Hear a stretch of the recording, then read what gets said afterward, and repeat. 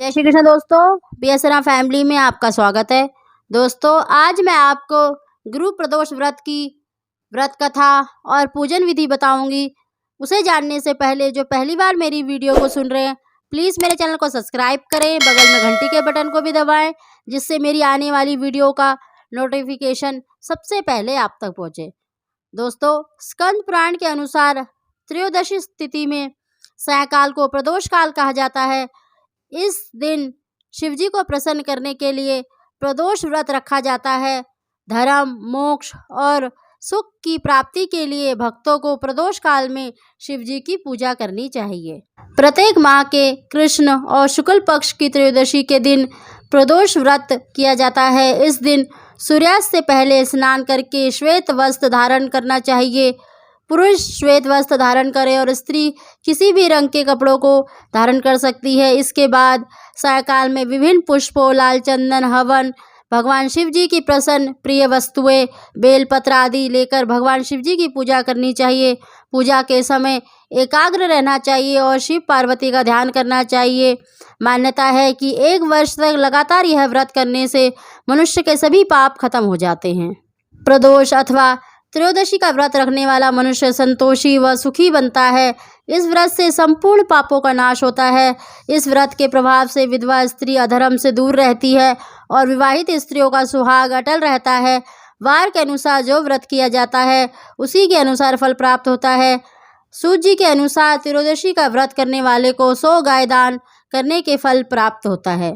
सूत जी बोले कि शत्रु विनाशक और भक्ति प्रिय व्रत है यह अति श्रेष्ठ व्रत है। यह वार के अनुसार, मासिक के अनुसार भी यह व्रत सबसे श्रेष्ठ माना गया है। अब इसकी व्रत कथा। एक बार इंद्र और वृतासुर की सेना में घंघोर युद्ध हुआ। देवताओं ने दैत्य सेना को पराजित कर नष्ट भ्रष्ट कर डाला। यह देख वृतासुर अत्यंत क्रोधित हो स्वयं युद्ध करने के लिए तैयार हुआ। आसुरी माया से उसने विकराल रूप धारण कर लिया। सभी देवता भयभीत हो गुरुदेव बृहस्पति की शरण में पहुँचे। बृहस्पति महाराज बोले, पहले मैं तुम्हें वृतासुर का वास्तविक परिचय दे दूं। वृतासुर बड़ा तपस्वी और कर्मनिष्ठ है। उसने गंधमादन पर्वत पर घोर तपस्या कर शिवजी को प्रसन्न किया है। पूर्व समय में वह चित्ररथ नाम का राजा था। एक बार वह अपने विमान से कैलाश पर्वत पर चला गया। वहाँ शिवजी के वाम अंग पर माता पार्वती को विराजमान देख वह उपहास पूर्वक बोला, हे प्रभु, मोह माया में फंसे होने के कारण हम स्त्रियों के वशीभूत रहते हैं, किंतु देवलोक में ऐसा दृष्टिगोचर नहीं हुआ कि स्त्री आलिंगन बद्ध हो सभा में बैठे। चित्ररथ के यह वचन सुन सर्वव्यापी शिवशंकर हंसकर बोले, हे राजन, मेरा व्यवहारिक दृष्टिकोण पृथक है। मैंने मृत्युदाता कालकूट महाविष का पान किया है, फिर भी तुम साधारण जन की भांति मेरा उपहास उड़ाते हो। माता पार्वती क्रोधित हो चित्ररथ से संबोधित हुई, अरे दुष्ट, तूने सर्वव्यापी महेश्वर के साथ ही मेरा भी उपहास उड़ाया है। अतएव मैं तुझे वह शिक्षा दूंगी कि तू फिर ऐसे संतों के उपहास का दुस्साहस नहीं करेगा। अब तू दैत्य स्वरूप धारण कर विमान से नीचे गिर, मैं तुझे श्राप देती हूँ। जगदम्बा भवानी के अभिश्राप से चित्ररथ राक्षस योनि को प्राप्त हुआ और त्वष्टा नामक ऋषि के श्रेष्ठ तप से उत्पन्न हो वितासुर बना।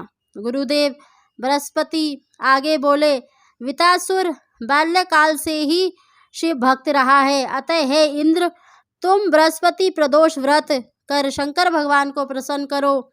देवराज इंद्र ने देवगुरु की आज्ञा का पालन कर बृहस्पति प्रदोष व्रत किया। गुरु प्रदोष व्रत के प्रताप से इंद्र ने शीघ्र ही वितासुर पर विजय प्राप्त कर ली और देवलोक में शांति छा गई। इस प्रकार प्रदोष व्रत के प्रभाव के कारण ही इंद्र उस राक्षस को हरा सका। इस प्रकार जो भी इस दिन व्रत रखता है वह अपने शत्रुओं पर विजय प्राप्त करता है। बोलो उमापति शंकर भगवान की जय, बोलो गौरी शंकर भगवान की जय।